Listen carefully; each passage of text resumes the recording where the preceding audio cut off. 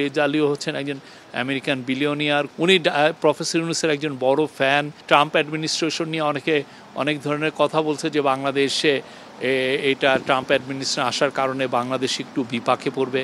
উনি এটা উড়িয়ে দিলেন। WTOর যিনি ডাইরেক্টর জেনারেল, তার সাথে আজকে একটা খুব ফ্রুটফুল একটা মিটিং হয়েছে। আপনি জানেন WTO হচ্ছে যে পৃথিবীতে যে ট্রেডগুলো হয়, ট্রেডের যে ফ্যাসিলিটেশন ওরা করে এবং ট্রেড এগ্রিমেন্টগুলো অনেক ক্ষেত্রে ফ্যাসিলিটেট করে। তো এই ট্রেড এগ্রিমেন্ট, এই WTO এর ইম্পর্টেন্সটা সাউথ এশিয়ান, মানে আমরা যারা LDC আছি বা গ্র্যাজুয়েশন করছি তাদের জন্য খুবই ইম্পর্টেন্ট। তো WTO এর চিফ দুইটা মেসেজ দিলেন, খুবই ইম্পর্টেন্ট মেসেজ। প্রথম মেসেজ হচ্ছে যে বাংলাদেশকে ওনারা হেল্প করবেন স্মুথ যাতে WTO LDC থেকে বাংলাদেশের গ্র্যাজুয়েশন হয়। বাংলাদেশ গ্র্যাজুয়েশন করতে চাচ্ছে মিডল ইনকাম কান্ট্রি হিসাবে। তো সেখানে কিছু সমস্যা তৈরি হতে পারে, বিশেষ করে যে সমস্ত কান্ট্রিতে, বিশেষ করে ইউরোপে আমরা এভরিথিং বাট আর্মসের আন্ডারে ডিউটি ফ্রি অ্যাক্সেস পাচ্ছি। তো এই ডিউটি ফ্রি অ্যাক্সেসটা একটা সময় 2029-এ যে শেষ হয়ে যেতে পারে।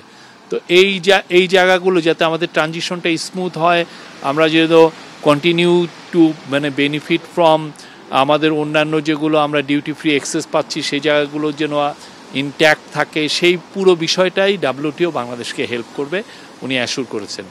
আরেকটা ইম্পর্টেন্ট জিনিস হচ্ছে যে গ্লোবালি যে ম্যানুফ্যাকচারিংয়ের ডিসেন্ট্রালাইজেশন হচ্ছে। আপনি ম্যানুফ্যাকচারিং একসময় খুবই ফার ইস্টার্ন ন্যাশন বা চায়নাতে কনসেন্ট্রেট করছিল, তো ওইখান থেকে অনেকে রিলোকেট করছেন।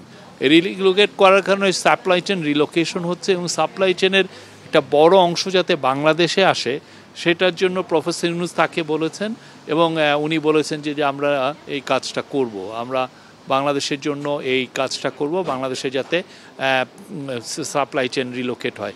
ইনফ্যাক্ট উনি কিন্তু সরাসরি বলেছেন যে ওনারা অলরেডি বলেছেন অনেককে অনেক বিগ বিজনেসকে পারসুয়েট করছেন যে তারা যেন বাংলাদেশে বাংলাদেশের জন্য তাদের সাপ্লাই চেনটা রিলোকেট করে।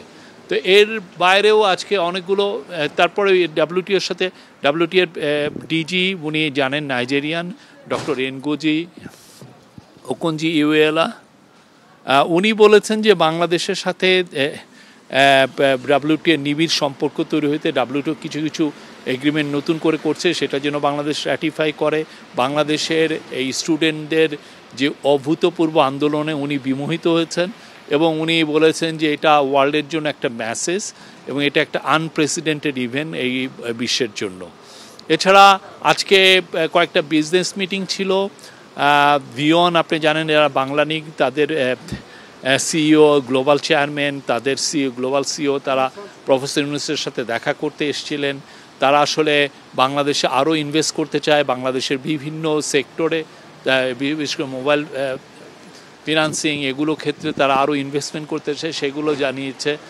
আর এছাড়া আজকে রে দালিও, আপনি জানেন রে দালিও হচ্ছেন একজন আমেরিকান বিলিয়নিয়ার, খুব হেজ ফান্ডের যাকে জনক বলা হয়। ইনভেস্টমেন্ট কীভাবে করবেন সেইগুলো নিয়ে ওনার খুব বড় বেশ কিছু ভালো বইও আছে। উনি প্রফেসর ইউনূসের একজন বড় ফ্যান এবং অ্যাডমিরার।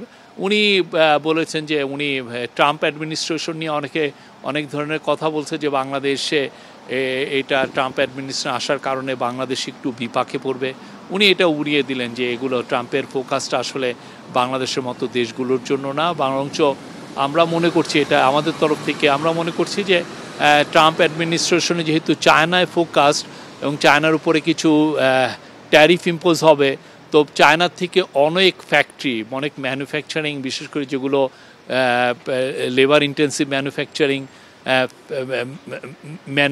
ইউনিট, সেগুলো বাংলাদেশে রিলোকেট হওয়ার সম্ভাবনা আরও বাড়বে।